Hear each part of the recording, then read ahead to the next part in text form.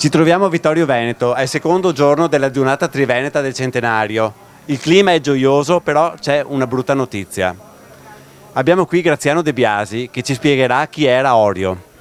Orio era purtroppo uno dei nostri migliori muli che abbiamo, o meglio che avevamo, e purtroppo ieri è successo quello che non doveva succedere. Orio ha avuto un collasso cardiaco e quindi niente, questo infarto lo ha portato a morire nel brevissimo tempo di pochi minuti, e per noi è una mancanza terribile e siamo ancora scossi da questa cosa qua.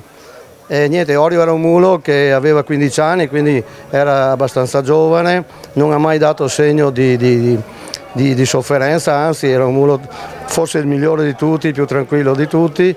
Però come ha detto il veterinario che abbiamo chiamato subito ieri sera, quando arriva l'infarto non c'è niente da fare.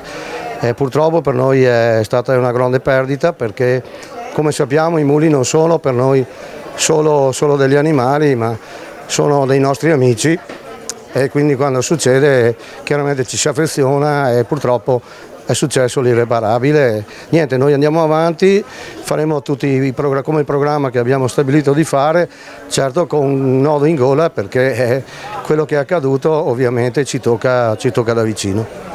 Graziano, dove li tenete i muli voi quotidianamente? So che gli volete un bene dell'anima. Certo, i muli allora d'estate hanno una location particolare, perché sono nel Bosco del Cansiglio, quindi in quell'ambiente si trovano bene perché sono al pascolo, quindi al fresco stanno benissimo.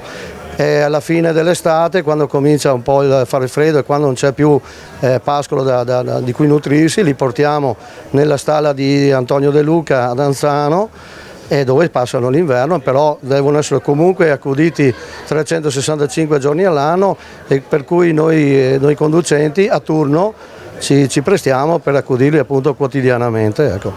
Ci spieghi la differenza che c'è tra un mulo e un asino, perché non tutti la conoscono. È una differenza notevole. Il mulo innanzitutto è un ibrido, cioè un incrocio tra una cavalla femmina e un asino. L'incrocio appunto dà questo animale che può essere maschio o femmina, quindi mulo o mula.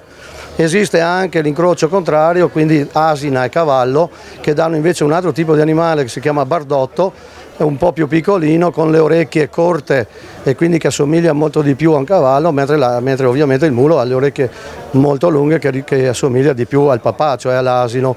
In poi la struttura invece è quella del cavallo, c'ha il torace molto largo, diciamo che prende un po' dalla mamma e un po' dal papà.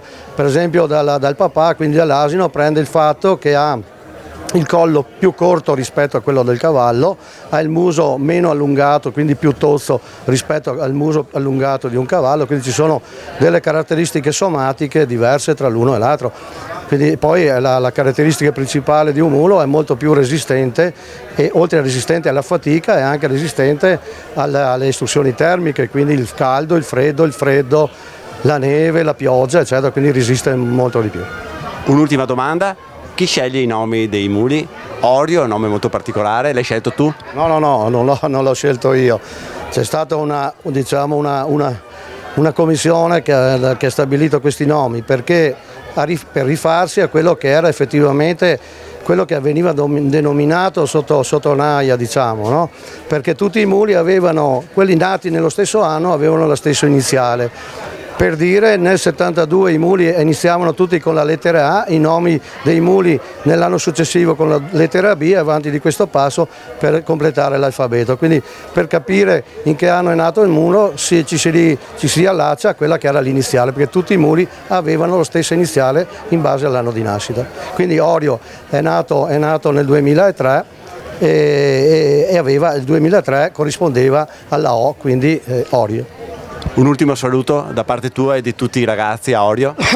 Orio, come si fa? Adesso stiamo pensando cosa fare, probabilmente nella sfilata di domenica credo che sfileremo con la cavezza di Orio, e così è un simbolo per far sì che si possa ricordare, perché gli amici vanno ricordati. Ecco, scusate l'emozione, però per noi è morto un amico. Grazie.